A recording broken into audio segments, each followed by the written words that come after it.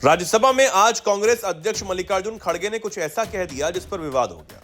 खड़गे की बात को बीच में ही काटते हुए बीजेपी अध्यक्ष जेपी नड्डा अपनी सीट पर खड़े हो गए और विरोध जताया। हालांकि बाद में कांग्रेस अध्यक्ष ने अपने बयान के लिए सदन से माफी मांग ली।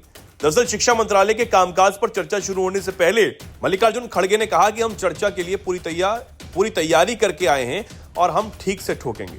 जब उपसभापति ने उनको बैठने को बोला तो खड़गे बोले, क्या तानाशाही चल रही है? खड़गे के ठोकने वाली बात केंद्रीय मंत्री जेपी नड्डा को नागवार गुजरी। उन्होंने अपनी सीट से खड़े होकर खड़गे के बयान पर आपत्ति जताई।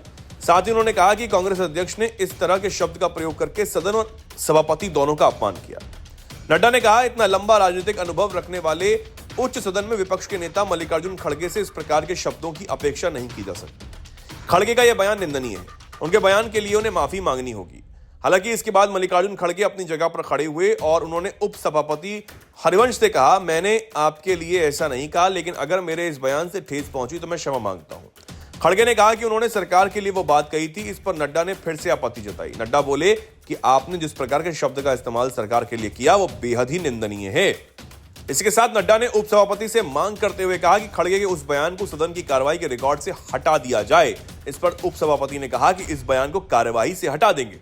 अब जब इस मुद्दे पर विवाद ज्यादा बढ़ा तो मल्लिकार्जुन खड़गे ने सफाई पेश की। उन्होंने कहा, मैं माफी चाहता हूं, मैंने आपके लिए कुछ नहीं बोला था, सरकार के लिए बोल रहा था। अगर मेरी बातों का बुरा लगा या ठेस पहुंची, मैं माफी चाहता हूं, लेकिन खड़गे की यह सफाई जेपी नड्डा को रास नहीं आई। उन्होंने फिर पलटवार करते हुए कहा, अगर सरकार के लिए भी उनकी तरफ से ऐसे शब्दों का इस्तेमाल हुआ, इसे भी स्वीकार नहीं किया जा सकता, ये भी निंदनीय ही है।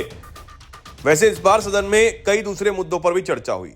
लोकसभा में राहुल गांधी ने वोटर लिस्ट का मुद्दा उठाया। उन्होंने कहा था कि आपने बिल्कुल सही कहा कि सरकार नहीं बनाती, ये बात हम भी जानते हैं, लेकिन इस समय पूरे देश में वोटर लिस्ट पर सवाल खड़े हो रहे हैं। खासतौर पर विपक्ष शासित राज्यों से शिकायतें ज्यादा हैं।